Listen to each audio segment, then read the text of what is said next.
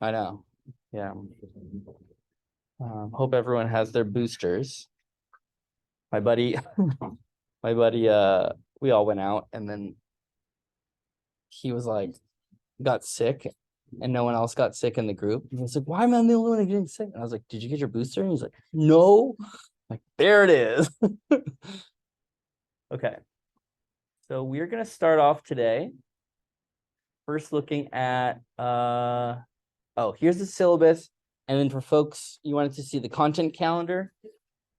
So that's up here, the schedule. I forget what I call it. Sometimes I call it different things in different places. And let's just walk through this really briefly because it's kind of a hoop show. This is lunar observations. That's tonight. And the moon is 99%. So we're going to be able to see the moon, even if it's windy. So theoretically, it's going to be windy. I hope it's not. We're doing a fingers crossed that it's not going to be windy because we know that that affects the wind, right? So you hope for something, it will happen. So we're all going to hope for no wind, and that's going to hopefully allow us to see cool stuff too, like galaxies and comets and whatever else. So the lab that we'll do tonight is lunar observations. If you're wholly unprepared to be outside in the wind, let me know. I can understand, right? Like if you're wearing shorts and a t-shirt. Okay. But you will notice that later on, so next week, we have deep sky observation, 216. That's on a Thursday. So we'll do phases of the moon on a Monday, and then deep sky observations on a Thursday. If we try and do all of these, eventually we're going to run out of deep sky and lunar. Everyone will have done them. Then we'll just kind of check that, and I won't make you go to the observatory. Okay? So if you, for example, do the lunar observations one night, and then you have them, you don't have to go to another lunar. So that's just a free lab for you. Does that make sense? Okay. We try and do them as much as possible so we can get them out of the way with. Okay. So I have some things here. You may have already noticed them. This is what we call homework. And then these are your labs. I only have 3 lab groups. And then I'm missing some ecliptics.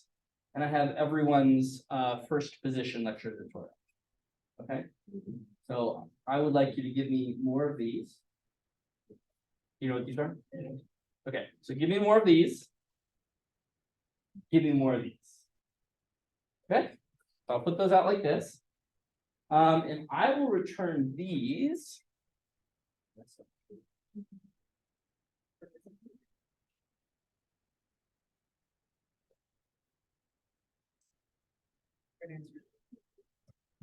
Alfred?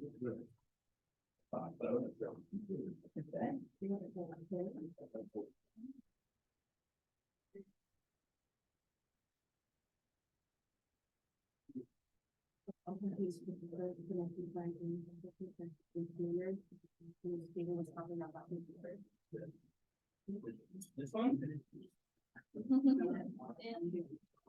I'm only gonna make that move.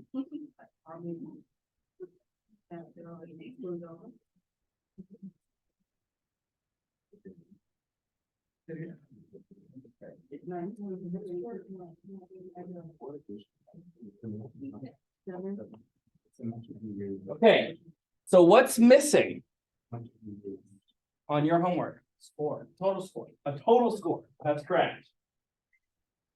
Okay, well, why did I do that? Because you were wanted to see how we're doing and where we're at. You forgot. No, I didn't forget. That would be fine though. Because I want you to look at what I said. Okay, I want you to look at the places that you got wrong. Right, so that you can re-look at the homework again and try to get it right. We're going to go over the homework as a group in the student help session, but you should be familiar with the content that you missed, right? Because otherwise, what's the point of learning? You'll also notice something that's really important. I said that there wasn't going to be exams, right? So that means that, let's go to this really quickly. Here's the syllabus. We all know what our syllabus is. Okay, here's the grade. lecture tutorial. Participating in lecture tutorials is 15% of your grade.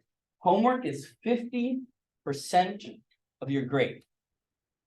So if you look down at your homework and you have 3 X's, okay, that's not good, right?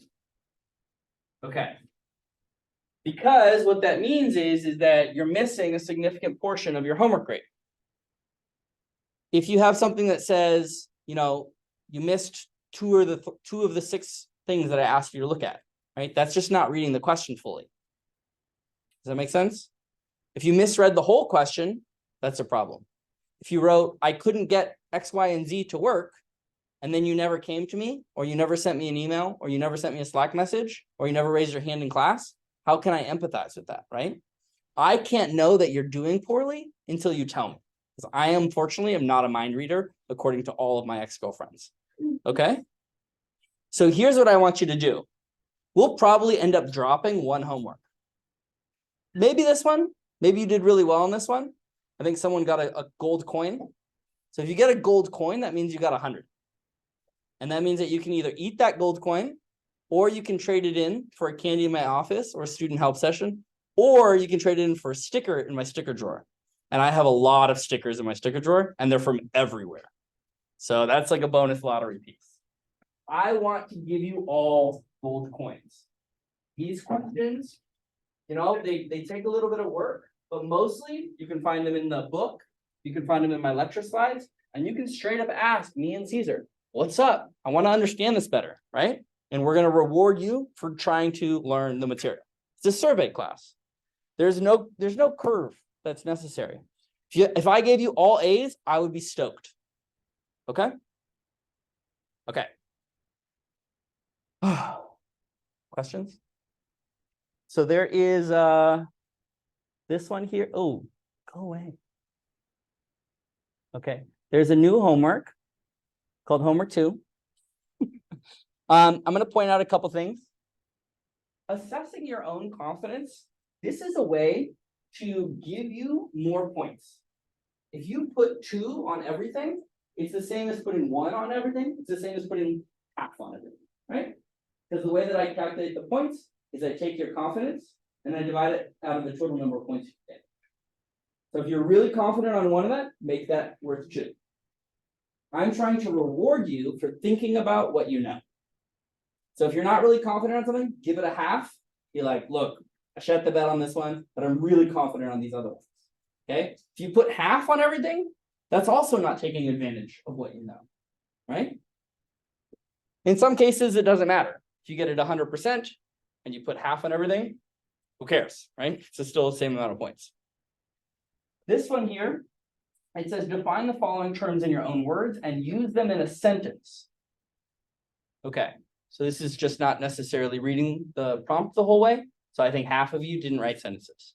Okay, some of these sentences are going to be really contrived. They might even be the definition themselves. That's okay. If everyone hates using it in a sentence, just raise your hand. You like the tail, we don't like that, getting rid of it. You hate using the sentences versus like you just didn't know it was there, right? Do it this homework, and then we'll get feedback on that. Okay. We can talk about the solutions to the rest of them in the student help session. Can anyone not attend any student help sessions? Good question. Where would you find that? Syllabus. That's correct. Everything that you want your answers to on the syllabus. Okay. Okay. Any questions before we get into lecture? Okay. What's that? Astronaut. An astronaut having a good day or a bad day? Very bad day. Well, I'm in there in space, so that's pretty cool. But the tether is gone. So would it be a day? Well, is it a day when you're in space? Okay, so this is the premise of the film Gravity, right? And the film Gravity, what happens? Like up there on the space station, like something smashes into them, and they get sent off into space, right? So I just like this as a prompt because it shows that space is real dangerous. How fast is stuff moving in space? Fast, good, like 4 ballpark numbers. 18 kilometers. Very close, very close. Almost all of those numbers are correct, but in slightly the wrong order. It's 18,000 miles an hour. What do you mean, like orbital speed? Yeah. So if you're in orbit, you're doing 18,000 miles an hour. Okay. In this class, I told you at the very beginning, it's a class about the planet and about stars and stuff. And so, of course, you may have seen the news in Turkey. So this is devastating news of an enormous set of earthquakes.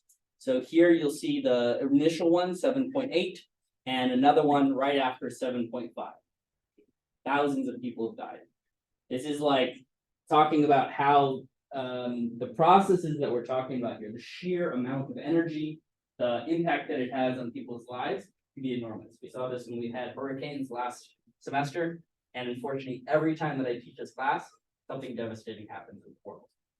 We live on a very, basically a big rock, and it moves. So we'll talk about why this happens, why they all seem to be clustered like this, but I'll give you a hint. There's a plate here that's moving this way, and this plate's trying to get out of the way. And as they move past one another, they slip and cause earthquakes. Which plates did the 7.8 earthquake? So it's just in this region right here. It's right in there. What is a slip fault similar to? Say that again? San Andreas. San Andreas is also a slip fault. So it moves like that. So I'll show you this when we see pictures of California. The cool side of California is headed up to go hang out with Alaska. And in like 500 million years, it will do that. We won't be there for that. Maybe you will. I don't know. But in the meantime, it's moving past Earth. So you know that we have this idea of the big one, right? And there is no there's no escaping. Right? Nothing we can do to alleviate the fact that the plates are moving. So we just live in a disaster zone for no reason. But the beaches are nice. Okay. Sorry, mountains. The mountains are nice too. The mountains come from the football. Okay. So how strong would gravity be at the surface of the Earth if it were replaced by a styrofoam ball of the same mass, but 10 times the radius? We're gonna wake up those brains. People have applied coffee, but you need to actually use them. So how strong would gravity? You can write this one down too if you need to. Feel free to use the formula at the bottom. What is that formula, by the way? Gravitational force. Gravitational force, good. So I got G, that's a constant. M1, that's the mass of the original body. M2, that's the mass of the body that I'm interested in. And D is the distance between them. Let me know when you're ready by putting your fist up.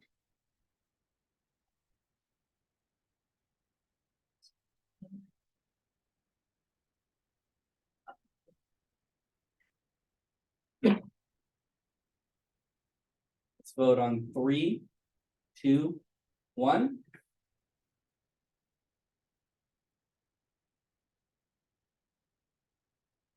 Okay. Anyone want to defend their answer?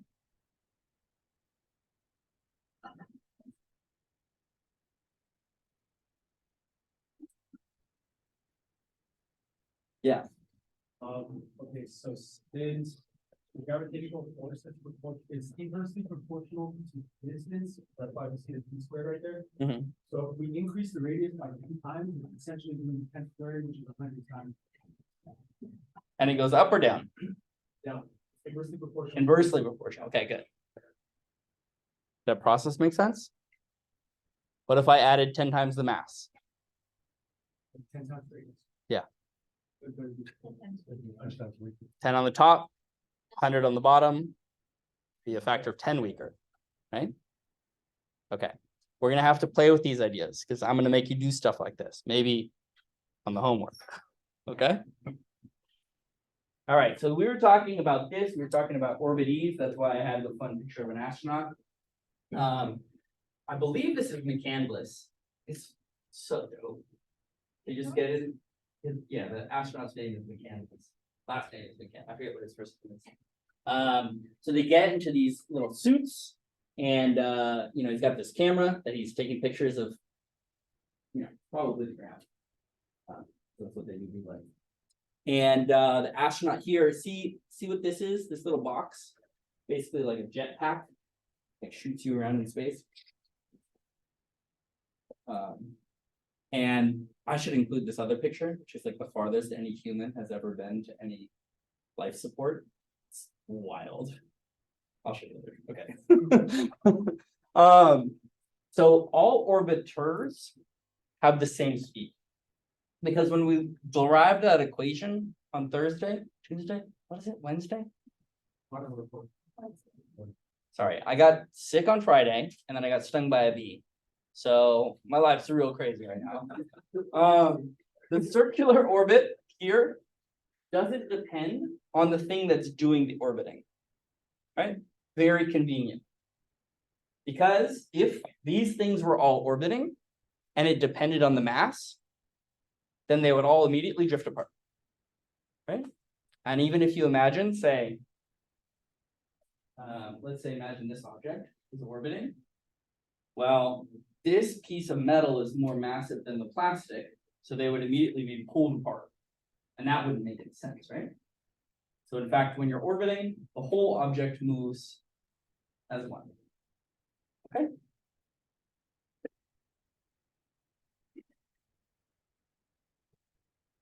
And that's that number. How fast? Very fast. Okay. So that was orbiting. We're going to talk about one more speed, and that's escaping. So you're like, I'm done with this Earth. I'm outie. And you just put a little 2 in there. Boom. Super easy. Right? There was no 2. Now there's a 2. What's the square root of 2? Like 1.2. Like 1.1, 1.2, something like that. And you multiply those together, you get 2. There's not really that much. Slight difference. There's the reasoning behind it, why the 2 is included. Yeah, it's called a derivation, and I'm not going to do it for you. But it's okay, because we can do it together. Another time. No one likes derivations. You like answers, right? So we just want to see the pretty picture. Right? Okay, so we will have pretty pictures later. Here's your orbiting speed, 1,800 miles per hour, and here's your escape speed. It's approximately 2,500 miles per hour. Okay. And so interestingly enough, where you launch your rocket matters a lot. Because these numbers are so close, I say close with quotation marks, you want to get every tiny bit of acceleration that you can, because you want to get up to these speeds in order to say, get to the moon, right? So what you'll do is instead of launching from the North Pole, where basically there is no velocity, you're just rotating around a circle. Look up at the pole, I'm not doing this. But if you go towards the edge of the planet, now the planet is rotating, and you can use the rotation, right, as a little bit of extra boost, like fling you off. So the closer you can get down to the equator, the better. And this is why we launch from Florida. We would launch from Hawaii. Correct, because Hawaii is even more south. But we can't go to Hawaii because it's an island. We can't put things on boats because boats take a really long time to get places. Trains quick. So now if we had some really great agreement with the rest of the world, we just ship it all down to like Ecuador. We shoot everything off from Ecuador. But we're real like sensitive about our rockets. Apparently we don't want to give that tech up. Okay? That make sense now? You've understood everything so far. Okay.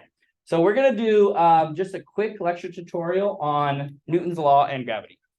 Okay? And if you've seen this before, just humor me. Work with someone who hasn't seen it before. Okay? So like if your friend's in 3300, maybe find someone who's not in 3300 or fluid dynamics or something like that. Make a new friend.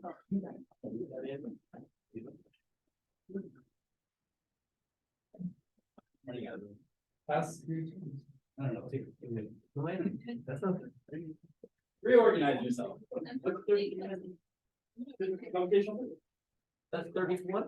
No, not as far as I know. I've only been teaching it for 3 years.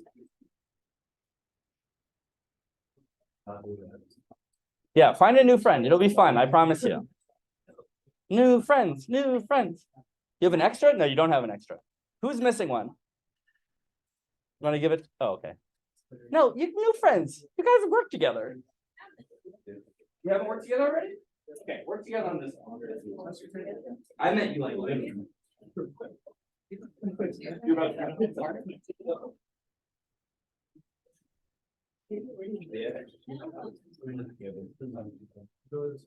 Who doesn't have a partner slash doesn't have a lecture tutorial? Yes, there's one for 2 people. Who doesn't have a partner? Raise your hand. Okay, you hand them the lecture tutorial and wait, are we missing someone? Oh, you have 3. There's too many people.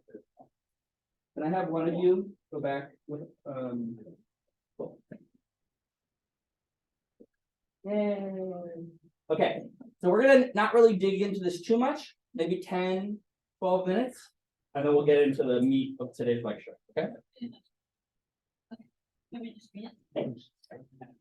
Given that the Earth is much larger and more massive than the Moon, France is straight from the gravitational force, the Moon is gravitational force, and the Earth is the Moon. So you want to read it?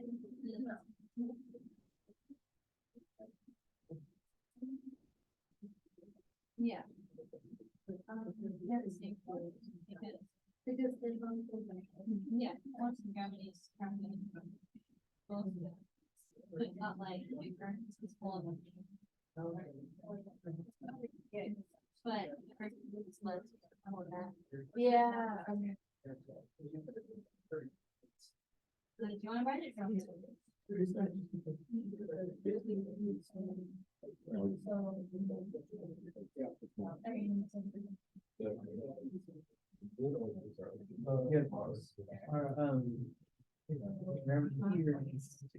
Yeah, so once same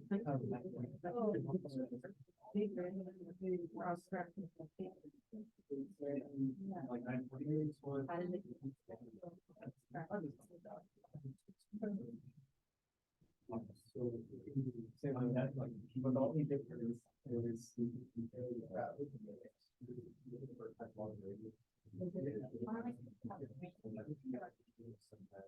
It's for now, just one thing, use the R and then.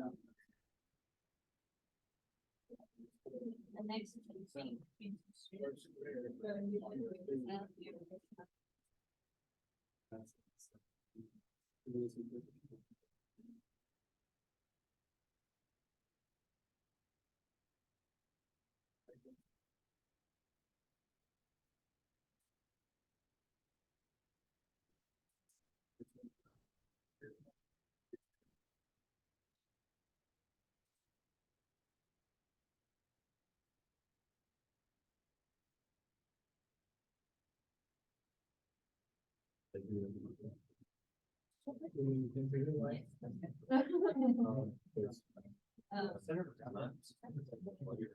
don't want to say like.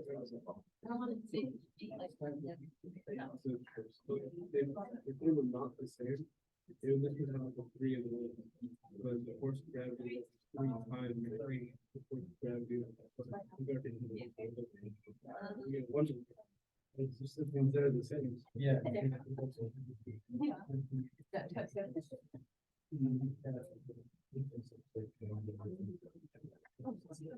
Gravity. It's calculated with Yeah. gravitational force. Because the Not- song's like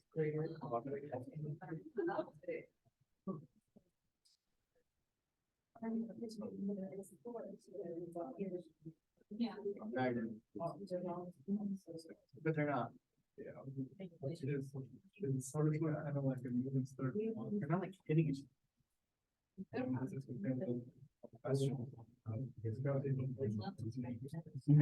bought. Saying that, I don't think this. And Jesus in the chat. Same. Like a very reasonable explanation. Because they're saying. Sometimes- One happens. Alfred, sometimes they're as easy as they seem. It's probably big and more people, but it's still, you know. Yeah. This is, because it would be, I guess, proportional, because they used the same formula, but they're all saying, oh, I got it. Oh, because. And the one example. Yeah. One was.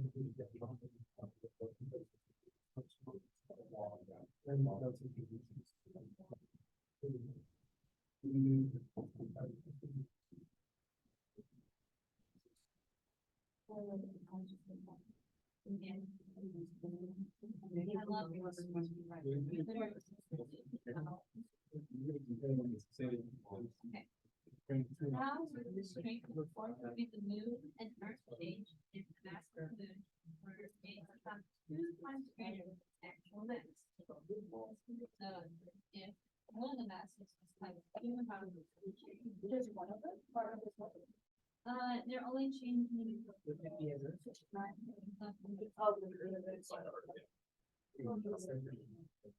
Plugged in. One of the masses, 2 times greater. It's so small. Oh, it's, one of the ends. Everything the water. The lower the distance. We should on the right. Sorry. They don't use it right. I'll be, I remember we did. Gravity.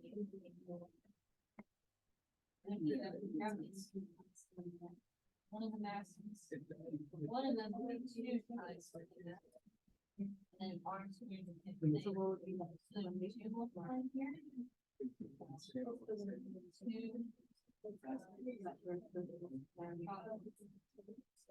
Well, no, Oh, that's it. Yeah.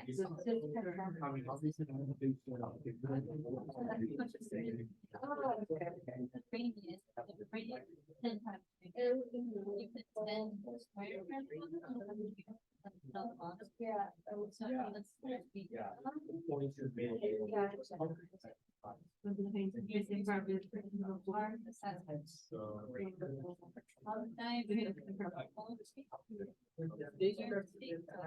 Well, I think that. Yeah, it would be a. So. I can write it. Yeah.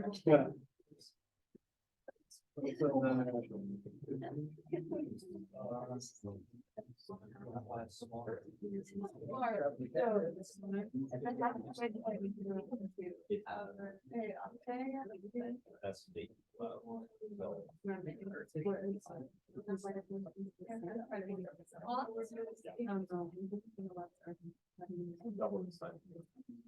Right.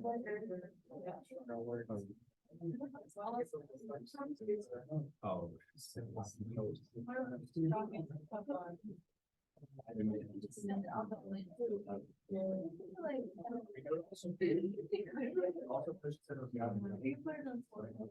Florida, yeah. Florida's right here. Yeah, No.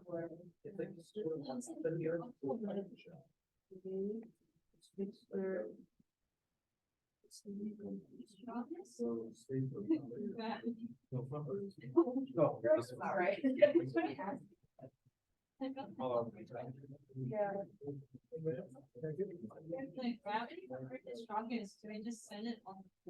Okay, that scared me. I was like, oh, okay. So it says it works.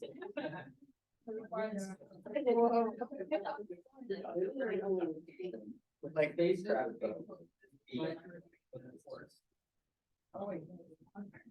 Because. Radius is.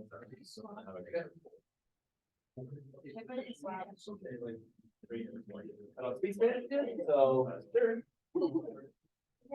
Like. Or we'll get a hero. You get to teach a piece of Spanish. Oh, no. And I'll use Google Translate. I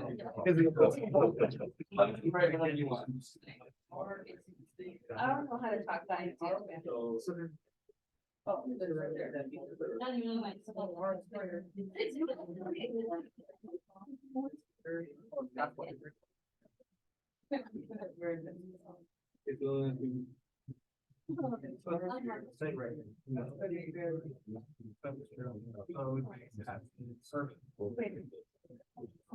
the Michigan Valley.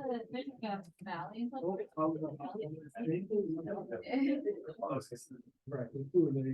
Yes, and it's much more. So at least I know. So this, It's still the same.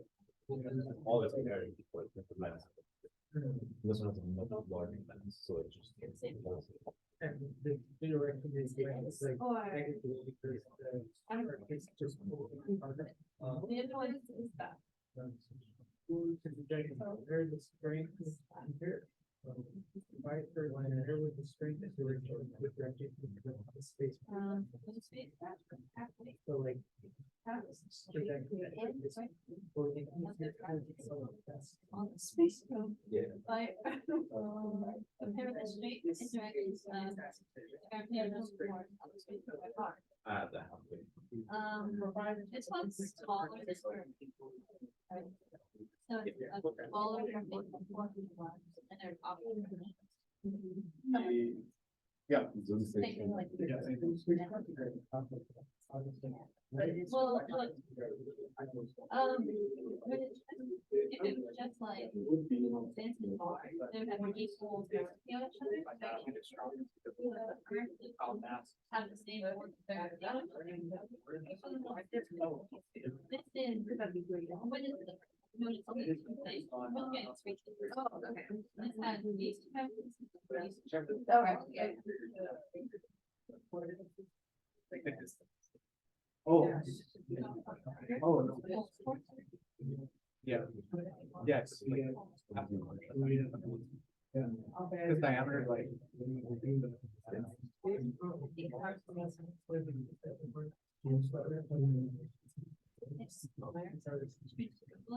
Smaller. Huh? Smaller on the thing. Yeah, what if it's so dense? I would read. Mostly made of.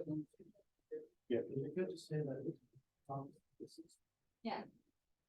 What was it, Red Marsh? Yeah. Well, it's not asking about. And I'm like.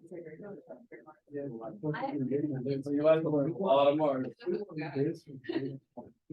This is just. Here. Right there. Take them out. Yeah, this is, that is direction. Oh.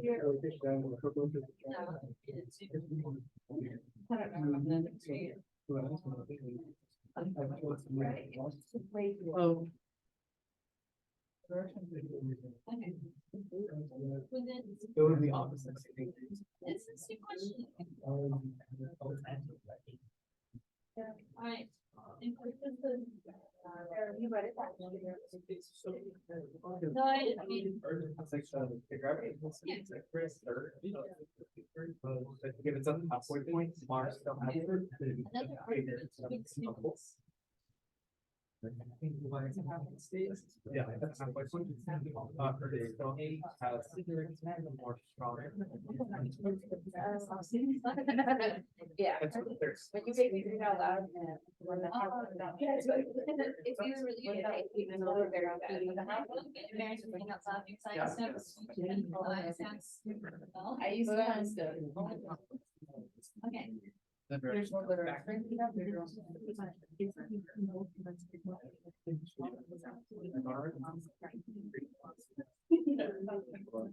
Was that where, yeah, would it be? Always say. So who would have to be? For salary. Supposed to go. You want. They listen to like stupid driving books and. All reading is good reading.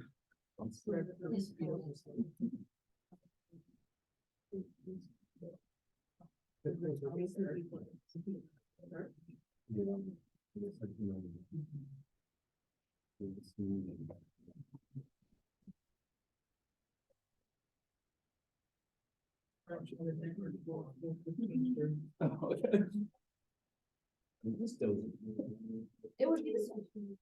He said, No.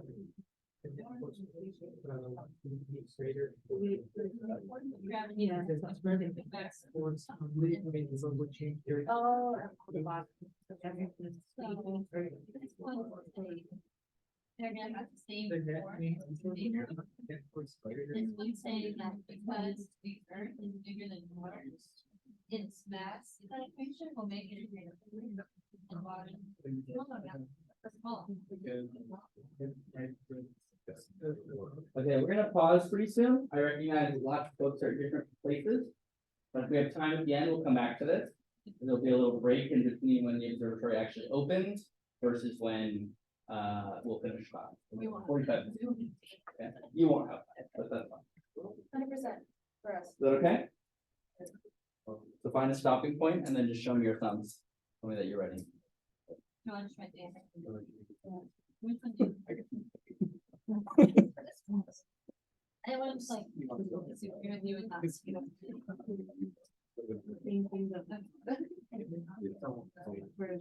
Oh, right. Okay, so you inscribe because the back has the second.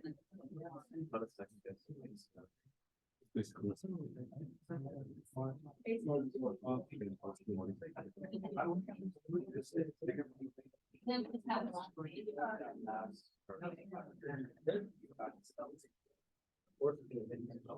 It's correct.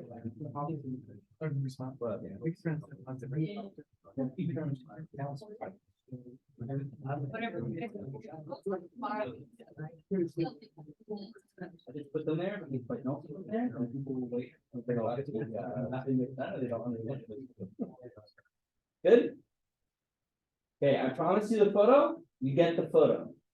I'm a man of my word. This is Bruce McCandless. He is. Dead? No, yeah, he's dead, but for different reasons. Not because of this, but that's gotta take some guts. I was, yeah, some guts. Would you do that? No, are you kidding me? Museum. Raise your hand if you would do this. All right, astronaut class 2034. So what he's doing there, he's in a little propelled suit, and that's exactly what they're doing. They're testing how far in space can you go. And the fun part about navigating in space is, you know, if you want to go towards your thing, it's not always easy. So like if you're very close to it, you can just navigate right towards it straight. But if they're larger distances, you have to remember that you're both falling. And so as you move up and down in orbit, closer and farther, and we'll see this when we talk about Kepler's laws, it changes which direction your speed has to be oriented. So sometimes you have to go backwards to go up. What? Yeah. I'll show you that when we get to Kepler's law. So you know, there's just a lot of trust. There's no tether, no nothing. Just cruising at 18,000 miles an hour. Cool clouds though, right? What? Not even flat. I mean, they must have like tilted this, right? Fish islands. Okay. Okay, so we're gonna talk about oh, and actually I think there's one in the next room. Shit, I should have done this when y'all were.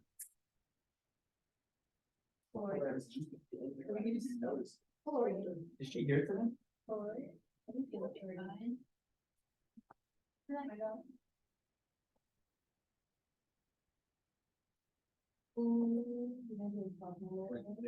You got I'm telling you. Oh, it's right now. That's Pandora. Damn it. Okay, in the other room, there is a demonstration of this. Where are you going? Oh. I just have to go tell Dr. Pandora. Okay, so this is a demonstration of something called a Newton cradle. And I'll show you this at 5:15 when I get into the other room. You ever seen this before? Everyone's seen these before? Yeah. Oh, well, why does it? Boring. Okay. So this is conservation of momentum. One of 3 things that we're going to talk about being conserved today. This is conservation of linear momentum. So right before it hits, it's going to hold on to all of its momentum mass times velocity, and it's gonna impart it to this one, and then it imparts it to this one, imparts it to this one, imparts it to this one, and then it keeps going. Very annoyingly. And if you pull two back, and you let them go, and you let them drop, it doesn't make one go twice as far, it makes two of them go. What? Okay. So these are collision balls. How does an ice skater spin? Oh, when they like close themselves up? Yeah, how do you actually do it though? Pull your arms together. Okay, you're correct that it's conservation of angular momentum. And of course, we're going to talk about where energy comes from. Where does all energy on Earth come from? The sun. Even the coffee that you're drinking right now comes from The sun. sun.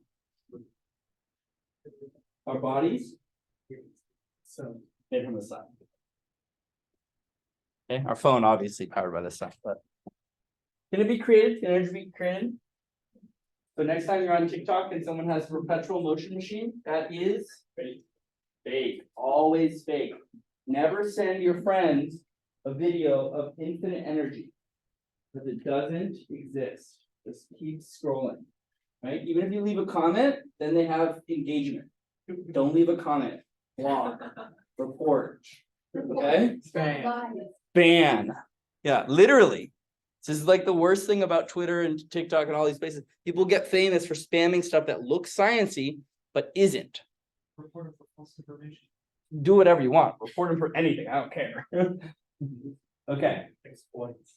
So we're going to talk about conservation of angular momentum. You'll need this a little bit.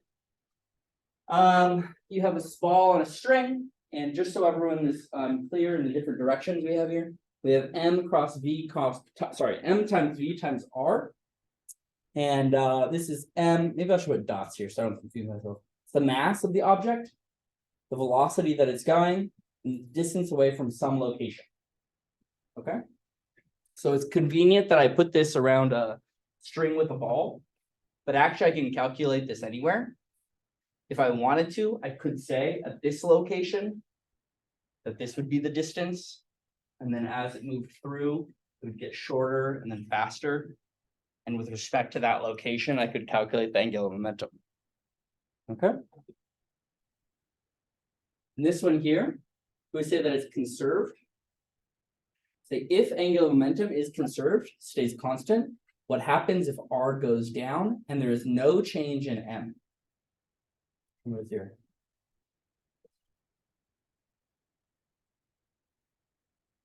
Let's vote on 3, 2, 1.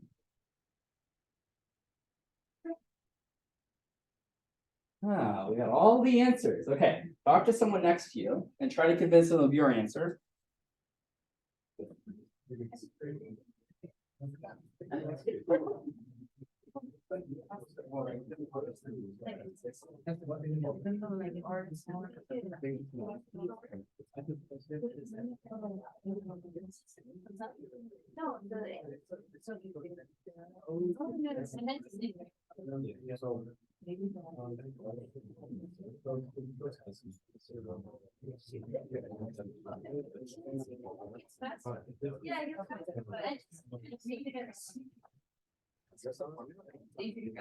Yes, this is the formula, and that's the formula. Imagine those X's are dots.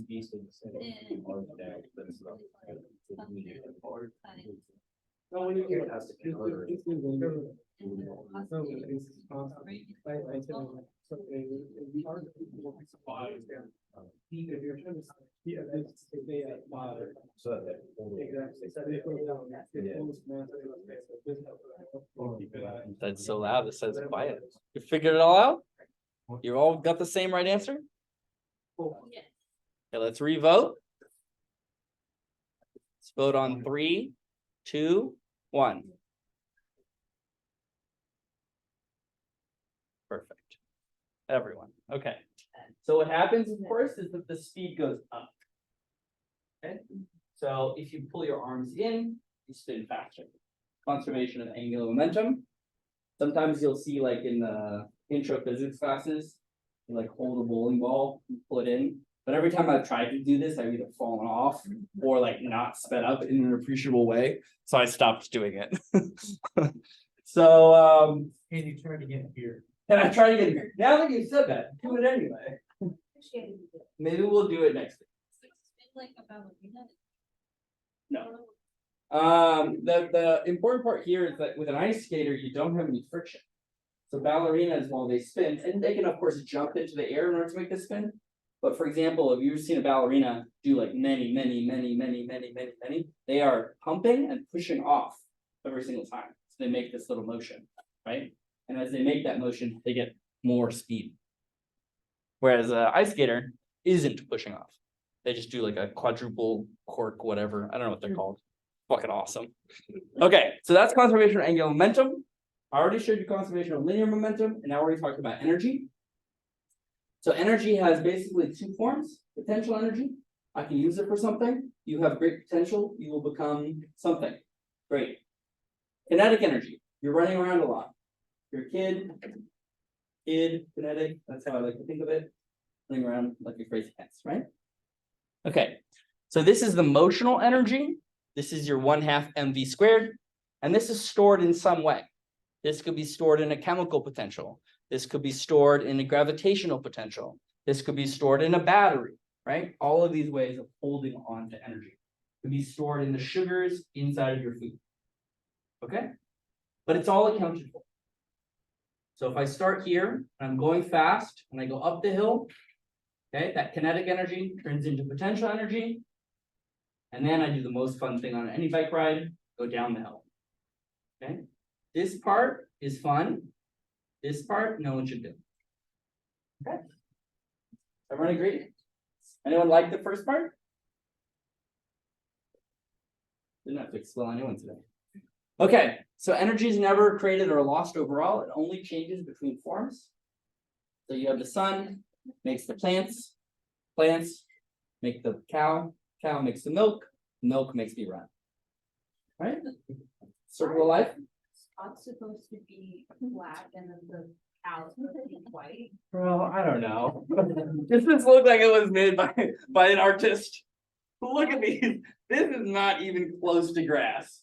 That's just green line up and down. Did you make this? No. That's embarrassing. This is stolen. But it shows what I'm trying to say. If I were to do this would say coffee, but then I would need that to be a tree and it wouldn't work. I'll remake this. How about this? For you, I'll remake this. Can you just switch the colors on the cow?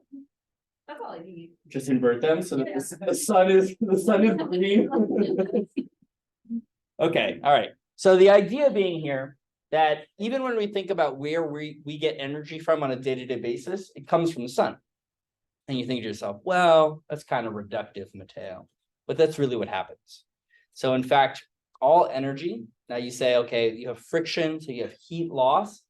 That's really not loss. You have warmed up those atoms, and the atoms do stuff with it, right? So when you think about the total amount of energy, it's not lost, just changed into a form that you can't use. There's a little microbe that likes friction, happy. Okay. You can get it to, you've done this before? Stay warm? That's an extreme version. So this is taking kinetic energy and turning it into thermal energy and melting through a process called friction welding. So they just rotate these real quick and then they melt and they're frozen together. Not frozen. Stuck together. This is actually has some interesting corollaries. We'll talk about what rocks are in a little bit, but this is frozen, of course, because metals are frozen at room temperature, right? Yeah. Yes. Okay. Here's another example of something that we always want to do but never can do because it's hard. We want to convert wave energy into electrical energy. This is like the holy grail of green energy, right? Because waves are big. They carry a lot of momentum. You can take that energy from the waves and turn it into like useful energy. That would be awesome. It's just really hard to do. Engineering is hard because they're really heavy. So they destroy stuff. Yeah. What's the difference between the wave energy compared to like the water wheels from like old hydroelectric? Yeah. Very good question. So imagine you have a stream, right? And you just have some wheel that's turning in the stream, right? That's one direction. Tides go in and out. So if you had a wheel, it goes in, tilt it one way, and then it goes out, tilts it the other. Now you've lost any of that rotational energy that you just created. Right, so the way that a hydroelectric plant is that it rotates in one direction, and it usually spins a magnet and makes a current. But it has to be spinning in the same direction in order to make a current.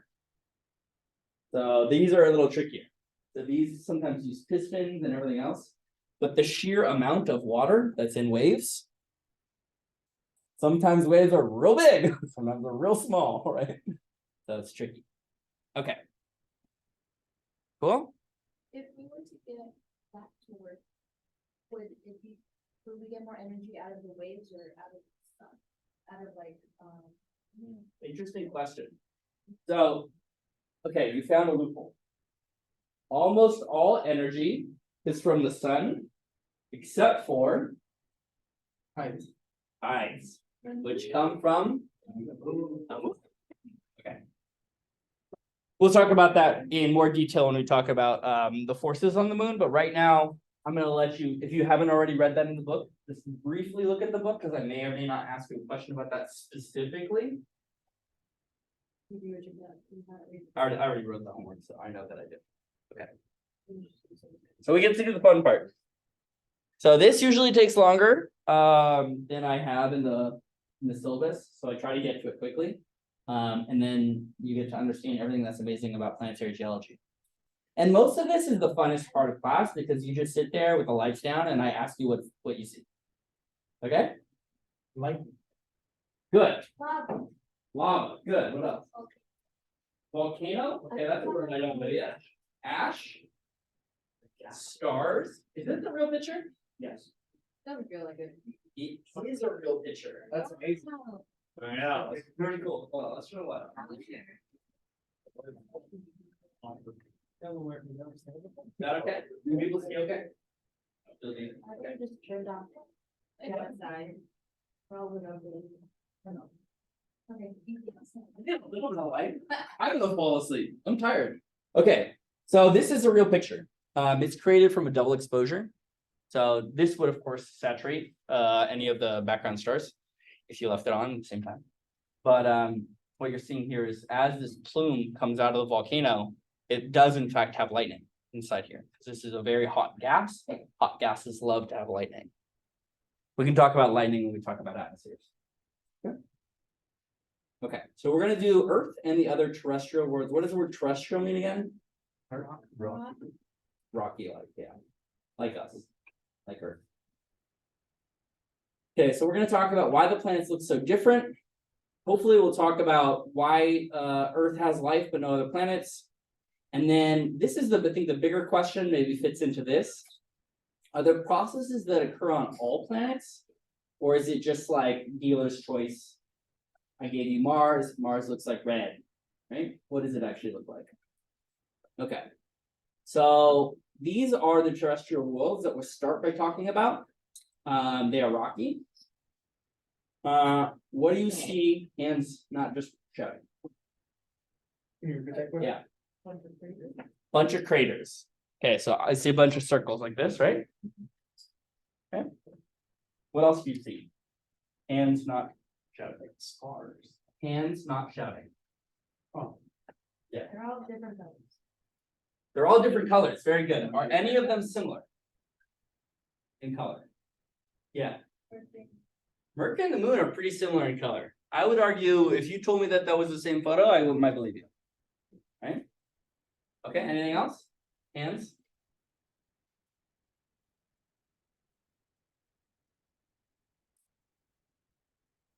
Okay, shouting?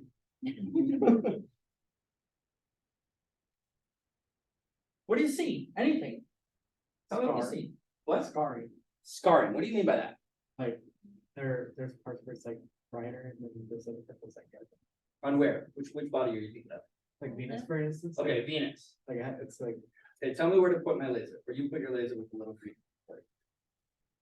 okay, so around this area it's Yeah. more brighter, but then like it scatters through and then it gets like darker. Okay. Like a Okay. darker tone. Okay. What is that? Okay. volcanoes. And those are lava flows. Okay. Isn't it the same thing with like the darker areas, like on the moon? Where. Well, you don't see that yet in the picture. What We're talking about what we see in the picture. Did you also No. say the same thing about Earth, but instead of lava flows, it's like rivers and streams? Okay, you see rivers and streams on Earth? Okay. Yeah, like in there, Yes. like estuaries. Also, where's the. Okay. And above that, like down here? Yeah. Yeah. Okay, anything else? Yeah. Yeah, well, they're all terrestrial, so we're the only one for water. Okay, you see water. That's really important because I love to drink water. Anything else? Yeah. A lot of veins and bridges that were like cut through all the terrestrial bodies. So there's like terraforming. Okay, so which ones do you see that in? For Mars specifically, there's like, it looks almost kind of like veins, you know. Oh, okay, so this type of shape? Yeah, like, yeah, that's pretty you'll see interesting. the same in Earth. You but see the those same are in Earth? made from rivers and streams, but then we could kind of argue that Mars might have had the same. Okay, so you see some similarities between these two objects. Yeah. We saw some similarities in the color here. Okay, anything else? See the laser. Hold on. I see, I don't know what that line is on Mercury, but it looks like a cliff of some sort, or like a, Oh, like that thing. yeah, and then on Mars, it also is like on the bottom right there as well. Oh, like a big old cliff here? Okay. Anything else? Yeah, I guess to keep on that, almost look like, the plates on the majority of them. where do you see plates? Like, basically anywhere where there's like little mountain regions, you can assume that there's plates underneath that are shifting to make those mountains. Okay, interesting. Are all mountains from plate tectonics? No. No. Counterintuitively, you can get mountains in a couple different ways, and we're gonna go through all of this, but I like the idea of mountains maybe leading to needing to be formed, right? Because if it's flat, that makes sense, things like being flat, so mountains are like an aberration, right? How do they get there? Okay, I think we did it. Anything else? Snow, so like possibly different temperature. So different type of water. I got liquid water, which I love to drink, and snow, which is fun to ski in. Right? But cold and awful. And don't ever live somewhere that snows. Sucks. Okay. I lived in Colorado for 6 years, and then I lived in DC for 2 years. Okay. So here are the things that we saw. Mercury and the moon were heavily cratered. Some volcanic plains, a few cliffs and ridges. You saw the cliffs, right? Venus had volcanoes. And if you look back here, not really that many craters. So no like chalk marks. In fact, the Earth doesn't have any really, and Mars just has a couple. Oh, interesting. Okay. Mars apparently has maybe a dry riverbed. Like it looks like it could have been a river, but it's clearly not a river anymore. And the Earth has everything plus water, best in the whole world. Right? Perfect. That's the world. Oh shit. Okay. Yeah. How do you know, how do they know they're riverbeds? Can it just be like lava flowing? Good question. water? Good question. We are going to find that out exactly. If we go back here, how do we think that that could possibly be a river and not a lava flow? What's the difference? Oh, because it's not there. Hold on. So look at the difference. You have a volcano here, and you have a river here. Yeah. So would the difference be like the stuff deposited around the area? So like, cause I know volcanoes like deposit sulfur, like that yellow stream sulfur, right? Well, this is, yeah, I mean, this is a volcano around Venus. We don't actually get to sample what it is. Oh, right. Could be like the way that like it's pattern. Yeah, the pattern is really important here. So as material comes out of the volcano here and seeps, Yeah. it's hot. It's thousands of degrees and it flattens anything around it. So you don't get this type of, this is called dendritic. So it looks like veins, or it looks like it spreads into a fan. This only happens when a liquid is rolling on a surface that it can carve through. Right? Yeah, so the Grand Canyon would be like this part here, not really. But which direction does the flow go here?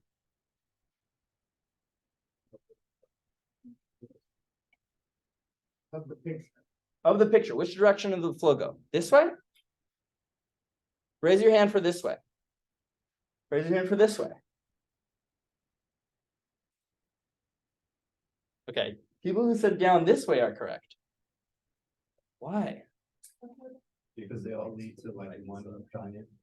Yeah, they're all leading out to here. So depending on the orientation, see the slope here? This goes down.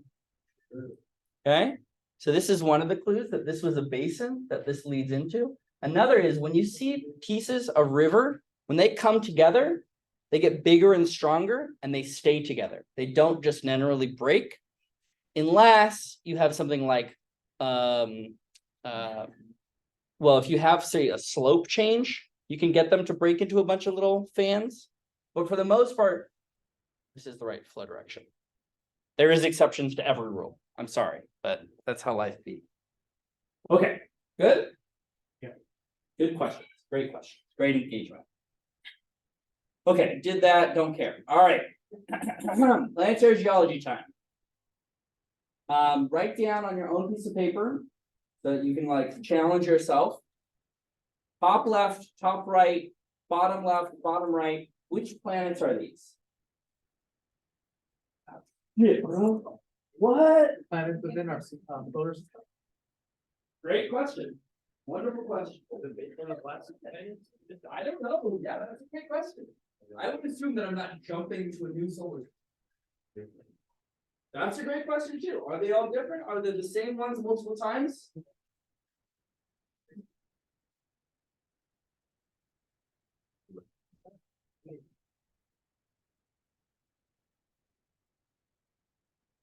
No pointing a friend.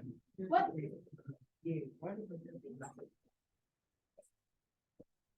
Wait, were you saying these are like the same as we were looking at before, and any planets and select? I will give you the hint that, hold on, don't talk about it yet. You just jump into explanation already? Oh, okay. You're just writing your own version down, right? Okay. These may be one or more of the 5 that we've already talked about. One or more of the 5. They're all rocky, yes, that's good. They are in fact the 5 rocky planets that we're talking So about. it's not. This is the section on rocky geology. What? Right, but we are not going to talk about all the moons, we're just going to talk about one of them. Planet. If we had 3 years to talk about planetary geology, we could do all the moons. But if you want to take physics 3300, or sorry, astro 3300, we'll talk about a bunch of moons. There are hundreds of moons. No, I mean like a Jovi. Yeah, there's 80 moons of Jupiter. Oh. There's like 70 moons of Saturn. So like, they're cool. And we do that in 3300, but we can't do that here. We're doing it 300. Oh, like Next year. Okay, hold on. Everyone has their choices selected, locked in. You locked it in?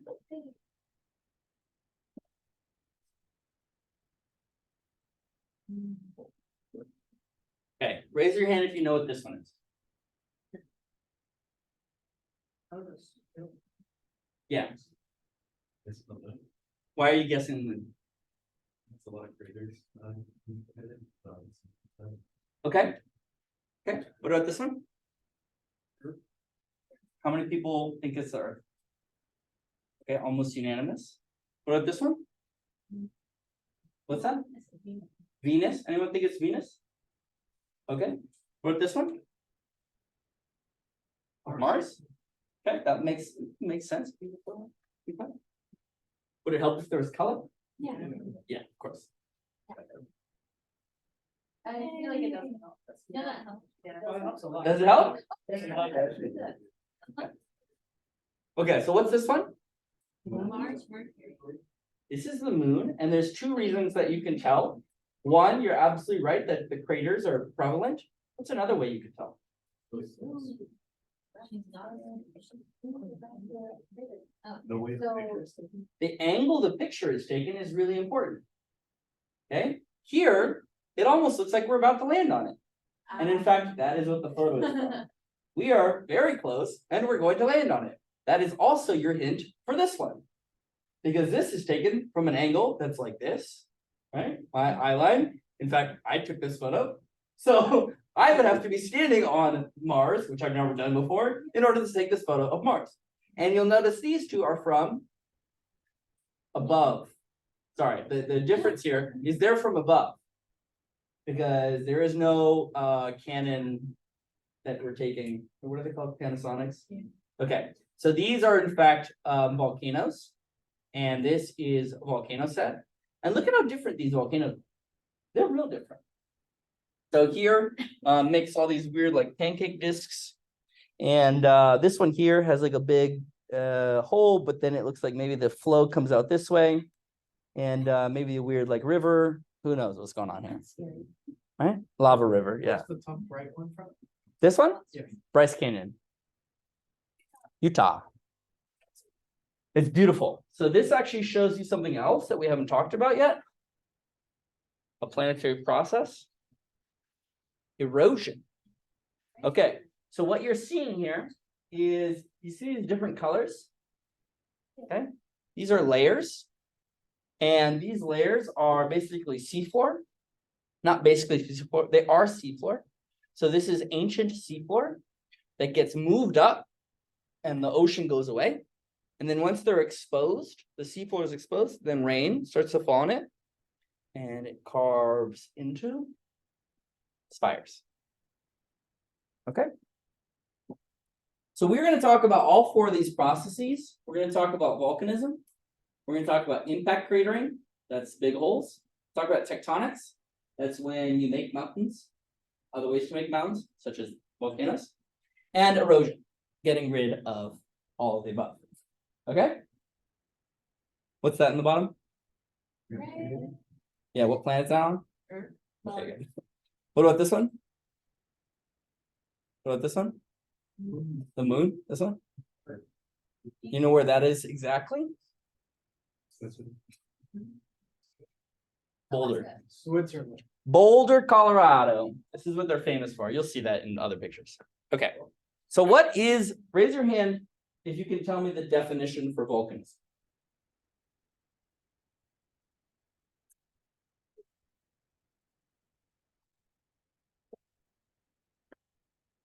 Yeah. Is it process of terraforming from a volcano or volcanic activity like creates ridges or? Yeah, but just what is volcanism itself? Like what is this picture? Volcanic eruption. Right. What it is? What else? Well, you can't use volcano in the definition of volcano. What's happening in a volcano? Hold on. Not everyone all at once. And okay, in the back right. Pressure Okay. building up and then it releases and then it brings up. What is releasing? The pressure is releasing. I need more words. Go ahead. Magma. Liquid hot rock. Okay. Eruption of molten rock onto the surface is the process of volcanism. Now, this one is the one we are quite familiar with, right? This is the one that got all the cool pictures, but this is kind of this is like an iffy concept because it can seep through rocks too. If you make the crust really thin, lava will just bubble right out. It doesn't have to like be explosive, and it will just make new land as it cools. It's the seafloor spreading that occurs in the Atlantic. Okay? So that's volcanism. Volcanism is molten rock. Really important to remember what a rock is. What's a rock? Frozen magma. Frozen magma, okay. Mineral, okay. Any other explanations for what a rock is? Solid. Solid, good. Stand on it. You can stand on it. The right answer is anything you can stand on is a rock. And you say to me, well, ice you can stand on. Ice is a rock. I will demonstrate to you by the end of this semester that ice is a rock and you will respect it for the rock that it is. And you're getting it still out of it. No, we'll go to Pluto and we'll see that you can make mountains out of ice. Like Okay, actual mountains. So in fact, as soon as you heat up anything, it will melt. And so everything eventually will become a liquid. Okay, so molten rock is just a different form of material. It's the frozen form. Someone said frozen rock. That's exactly correct. Magma is the liquid form. So put anything under enough pressure and enough temperature, it melts. And so you just head a little bit under the surface. The pressures and the temperatures there are absolutely insane. And you melt rock. Now the thing is, you got to keep that heat in, because when it escapes, it's hot. And then it cools, right? And it hardens. So it encases itself inside of this like cold little exterior. So the things that we want to think about when we think about volcanism, 3 different types of volcanism, and they're all just how runny the volcano material, the magma itself is.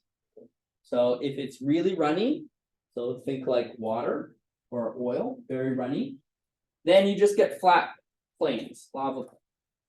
So when we see the moon tonight, you're going to see lava plains that are just large spread materials. You're not going to see volcanoes like we have on Earth. If it's slightly goopy, then it sort of like forms out like a shield, and I'll show you a picture of this in a few seconds. It's going to be very shallow-sided. Whereas if it's super goopy, then it piles up and it forms something called the stratovolcano, with sharp sides. And these are like the mountains, the traditional mountains you think about when they're exploding. Okay? A volcano rock? Yeah, obsidian. Yeah. Does viscosity, like, change with, I mean, it changes temperature, right? So like the flat runny ones are like the hottest. Is it like hotter than the rest or no? It can be a combination of composition. So sometimes the magma itself has a different composition. And then yes, sometimes temperature. But usually they're very hot. Just to start with. So it's the location from where the magma is coming. So some of that magma will be sourced deep, and some of it's just creeping through. Okay. It also released trapped gas from the interior. There's gases underneath us, believe it or not. The place that most of the hydrogen and helium comes from underneath the surface. Crazy. And we'll also build oceans and atmospheres with it. And we see that anytime there's a volcano, oh, there's dust, there's smoke, but there's also gas, and you just can't see the gas. Okay. And it comes from this. So it's hot down here at the bottom. And one of the best ways to get rid of heat is to let it rise, just like air does. Gets to the surface, and it wants to move the surface around so it can sneak that hot material through. So some places will be thick crust, some places will be thin, and it goes through the thin parts, comes up to the surface. Okay. So this is the process of convection heating the top of the mantle, and then just magma just gets out, makes a fun volcano. And look at this fun river. Notice this river, it doesn't branch. Right? As soon as you make the magma river, it is just going. Right? So that was a version. This is just talking about how this happens. Here's a version of what we'll see in just a few minutes. So you'll see lava plains where you have, say, some reservoir of magma under the crust, finds a reason to get out, and then it just floods like an ocean, and then it cools. And so this whole region here is much darker. These are lunar maria. And the difference in color comes from the composition of the rock. And of course, you can see that when you see the moon, just like when you look up, different colors.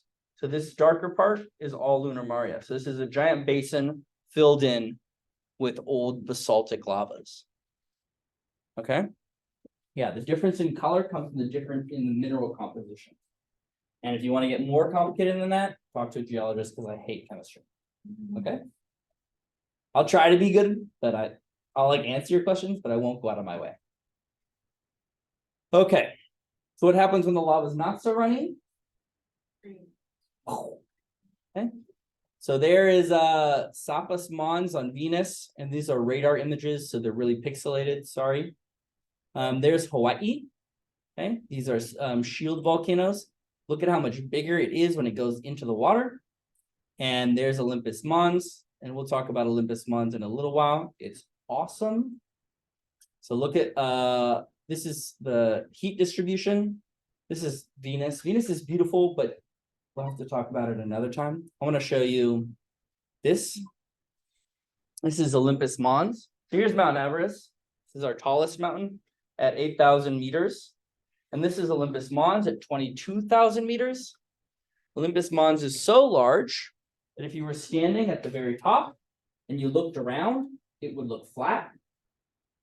Because it is flat. Because it is the size of Arizona. And So if you have a very gradual decline all the way to the edge, you will not notice it.